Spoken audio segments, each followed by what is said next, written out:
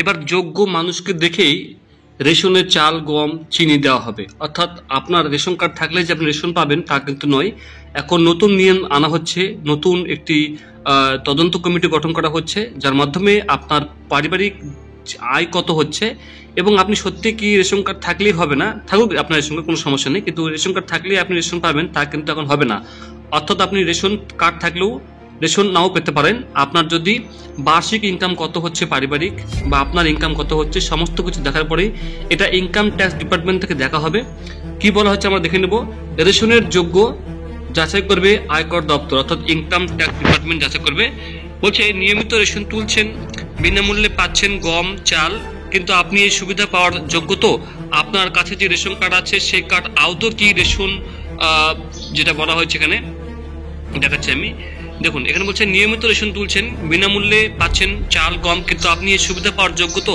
আপনার কার্ডে কাছে যে রেশন কার্ডটা আছে সেই কার্ডে আদৌ কি রেশন পাওয়ার কথা? এই সবই এবার যাচাই করবে আয়কর দপ্তর। তার জন্য ইতিমধ্যে পরিকাঠামো গড়ে তোলার কাজ শুরু হয়ে গেছে অলরেডি বন্ধুরা। আয়কর কর্তাদের বক্তব্য, যারা বেশি আয় করেও গরিবদের জন্য প্রযোজ্য মেশরিং ব্যবস্থার সুবিধা ভোগ করছেন, মানে আপনার ইনকাম বেশি, টাকা পয়সা সবই কিছুই আছে, ব্যবস্থা অর্থনৈতিক ব্যবস্থা সবই আছে, তারপরও আপনি গরিবের সুবিধা নিয়ে আপনি কিন্তু রেশন তুলে যাচ্ছেন বা আপনার রেশন অন্যকে তুলে তুলে খাচ্ছে। এর মতো অবস্থায় কার্যকর বা কাজের শুরু করে দিয়েছে, এটা নিয়ে তদন্তের একটা ব্যবস্থা শুরু হয়ে দিয়েছে। কিভাবে দেখা হবে বা কিভাবে খোঁজ নেওয়া হবে যে আপনি পাবেন না বা আপনার যে আয়কর সীমার ঊর্ধ্বে আপনার পারিবারিক ইনকাম, এই সমস্ত কিছু কিন্তু বন্ধুরা একটি রেশনিং ব্যবস্থা করা হবে নতুন করে। তাদের চিহ্নিত করে গোটা ব্যবস্থাকে আরো স্বচ্ছ করার উদ্যোগ শুরু হয়েছে। তবে এক্ষেত্রে নতুন করে কেন্দ্র রাজ্য সংঘাতের বাতাবরণ সৃষ্টি হতে পারে বলে আশঙ্কা ওয়াকিবহাল মহলের। কারণ কেন্দ্রের সিদ্ধান্ত থেকে স্পষ্ট, একটা বড় অংশের কোনো রেশন গ্রাহককে ছেটে ফেলতে চাইছে তারা।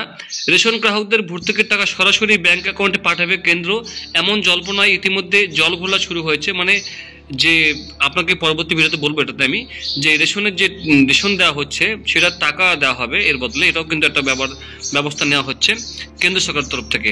এই আবহে আয়কর দপ্তরের জোরতোর বিতর্কের নতুন পরিসর তৈরি করলো বলেই মনে করছেন বিশেষজ্ঞরা।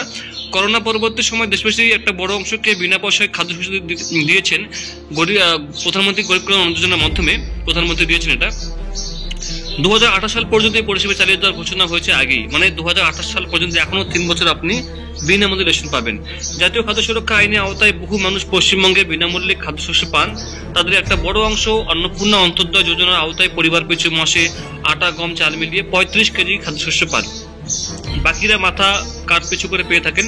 কেন্দ্রীয় সরকার মনে করছে বিভিন্ন রাজ্যে খাদ্য সুরক্ষা আইনের আওতায় থাকা প্রকল্পের সুবিধা প্রাপকদের মধ্যে জল রয়েছে, অর্থাৎ যাদের বিনামূল্যে রেশনের প্রয়োজন নেই তারাও এই সুবিধা নিয়ে থাকেন। অথচ ভর্তুকি বাবদ বিপুল অর্থ খরচ করতে হচ্ছে কেন্দ্রকে। এই ব্যবস্থা 2025-26 অর্থবর্ষের কেন্দ্রীয় বাজেটে প্রধানমন্ত্রী গরিব কল্যাণ অন্ন যোজনা খাতে ভর্তুকি বাবদ বরাদ্দ হয়েছে 2,03,000 কোটি টাকা। তারপরে সরকার চাইছে ভর্তুকি খরচ সার্বিকভাবে কিছুটা কম হোক, তাহলে তা অন্য খাতে ব্যবহার করা হবে। কারণ আগামী অর্থবর্ষ থেকে 12 লক্ষ টাকা পর্যন্ত রোজগারে আয়করে ছাড়ের যে সুযোগ দেওয়া হয়েছে তার ফলে রাজস্ব কমবে কেন্দ্রের। অর্থাৎ মোদী সরকারের আয়ের সংস্থান বাড়ছে না, উৎপাদন ক্ষেত্রে সাড়া নেই, তাহলে উপায় একটাই, ফাঁক ভরাট করতে হবে।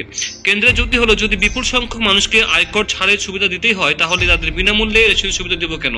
এই শ্রেণীর চাকরিজীবী তো বটেই রয়েছে, রিটার্ন জমা করা বহু মানুষ এই সুবিধা নিয়ে থাকেন, সেখানে কাটছাট করতে উদ্যোগী হয়েছে সরকার।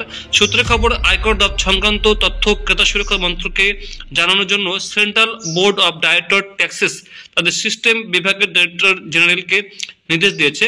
মন্ত্রকের অধীন খাদ্য ও গণবন্টন বিভাগের যুগ্ম সচিব পদমর্যাদার অফিসারকে সেই তথ্য দিতে হবে। ক্রেতা সুরক্ষা মন্ত্রকই রেশন গ্রাহকদের আধার সংক্রান্ত তথ্য জানাবে আয়কর দপ্তরকে। আধারের সঙ্গে ইতিমধ্যে রেশন কার্ডের লিঙ্ক হয়ে গেছে সবার। এরপর আধারের সঙ্গে প্যানের লিঙ্ক থাকলেও সংশ্লিষ্ট ব্যক্তির আর্থিক আয় জানা যাবে। মানে অটোমেটিক্যালি আপনার রেশন কার্ড বন্ধ হওয়ার নোটিশ চলে আসবে। যেহেতু আধার কার্ডের সঙ্গে রেশন কার্ডের লিঙ্ক রয়েছে আর আধার কার্ডের সঙ্গে প্যান কার্ডের লিঙ্ক রয়েছে, তাই খুব সহজে বন্ধুরা এটা খুঁজে বের করা যাবে যে আপনার বার্ষিক ইনকাম কত হচ্ছে। তারপরে কিন্তু বন্ধুরা ব্যবস্থা নেওয়া হবে। ঠিক আছে, তো বন্ধুরা এই ছিল আপডেট। আপনার কি সত্যি পারিবারিক ইনকাম কত সেটা আপনারা দেখবেন। 3 লক্ষের বেশি হওয়া চলবে না, ঠিক আছে, আর্থিক ইনকাম।